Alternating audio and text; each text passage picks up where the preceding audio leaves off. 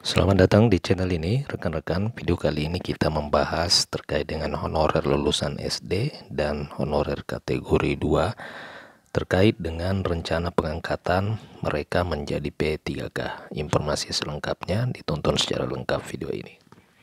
Rekan-rekan, Mardani Alisera selaku anggota Komisi 2 DPR RI membawa kabar bahagia bagi para tenaga honorer. Kabar bahagia itu dikhususkan buat tenaga honorer lulusan sekolah dasar dan honorer K2. Honorer K2 sendiri merupakan honorer yang telah melewati pendataan pemerintah di tahun 2010 yang seharusnya bisa diangkat P3K di tahun 2018 maupun 2019. Akan tetapi hingga saat ini masih terdapat begitu banyak honorer K2 yang belum mendapatkan kesejahteraan, apalagi diangkat menjadi P3K. Honorer K2 sendiri akan diprioritaskan di dalam pengangkatan tahun ini karena dinilai merupakan honorer yang benar-benar mengabdi selama bertahun-tahun. Seperti yang telah kita ketahui sebelumnya bahwa pemerintah akan segera menghapuskan tenaga honorer, meskipun pemerintah telah memberikan solusi kepada honorer untuk mengikuti seleksi CPNS dan P3K 2024. Akan tetapi solusi tersebut tidak dapat dilakukan oleh beberapa tenaga honorer karena adanya beberapa persyaratan yang ditetapkan dalam seleksi CPNS dan P3K tersebut. Di dalam menyelesaikan persoalan tenaga honorer, pemerintah memiliki waktu hingga dengan bulan Desember tahun 2024.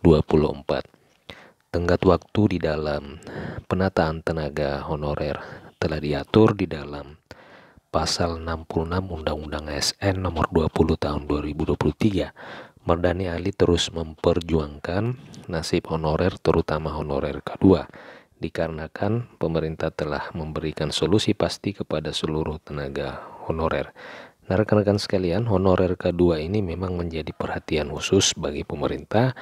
Terbukti dari penerimaan tahun-tahun sebelumnya, honorer K2 ini mendapatkan afirmasi tambahan nilai sehingga memuluskan langkah mereka untuk bisa diangkat menjadi P3K pada tahun kemarin. Nah, untuk tahun ini apakah afirmasi itu masih diperlukan dan masih diberikan kepada para tenaga honorer K2?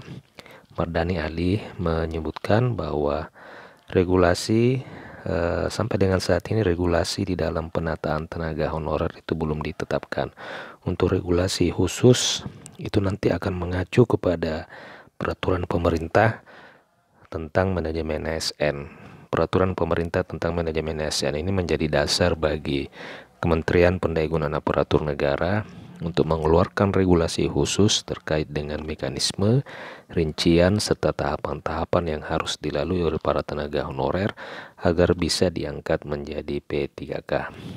Rekan-rekan sekalian, Mardani Ali mengatakan bahwa seluruh tenaga honorer akan mendapatkan NIP pada bulan Desember tahun 2024. Honorer insya Allah 2024 semua akan mendapatkan nomor induk pegawai. Kemudian lebih lanjut ia menegaskan bahwa yang akan mendapatkan nomor induk pegawai pada Desember 2024 termasuk honorer lulusan sekolah dasar.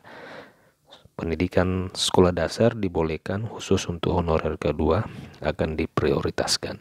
Itu yang menjadi penegasan dari Mardani Alisera selaku anggota Komisi 2 DPR RI, di mana ia pun menyatakan bahwa untuk honorer lulusan sekolah dasar juga akan mendapatkan tempat untuk bisa diangkat menjadi P3K pada tahun 2024 ini.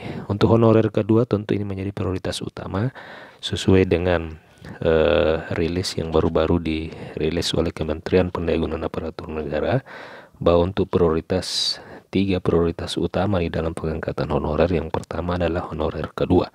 Jadi honorer K2 mendapatkan prioritas pertama di dalam pengangkatan.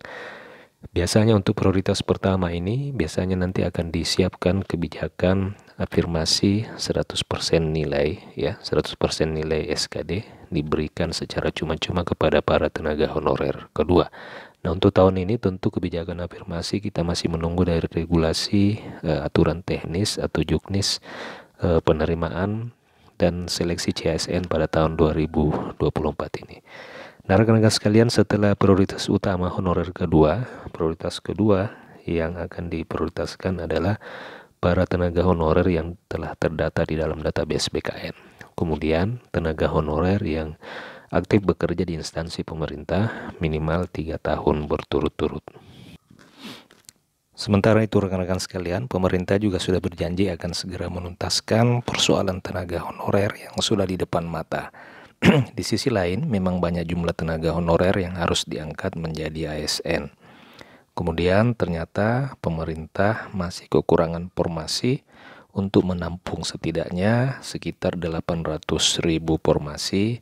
Itu dikhawatirkan akan tidak sesuai target awal di dalam pengangkatan honorer menjadi P3K tahun ini. Sebab dari jumlah tenaga honorer yang sudah terdata di dalam database BKN itu sebanyak 1.867.000, sedangkan yang formasi yang tersedia pada perekrutan ASN hanya sekitar 1,7 juta. Nah, 1,7 juta ini masih ada sekitar 1,7 juta ini tentu tidak sesuai harapan pemerintah pusat dari usulan formasi yang diusulkan oleh pemerintah daerah. Terakhir informasinya itu hanya sekitar 1,1 jutaan. Jadi masih ada sekitar 700.000 tenaga honorer yang belum bisa terakomodir untuk pengangkatan P3K penuh waktu pada tahun ini.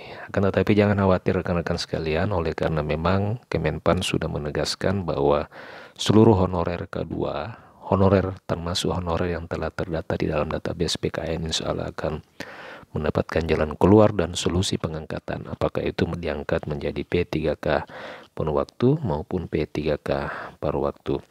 Sementara itu rekan-rekan sekalian, terdapat beberapa posisi yang mungkin tidak terakomodir dalam jabatan fungsional pada pengangkatan honorer menjadi P3K pada tahun 2024 ini. Tentu jabatan-jabatan itu tidak terdapat di dalam aturan jabatan fungsional yang bisa diisi oleh pegawai pemerintah dengan perjanjian kerja.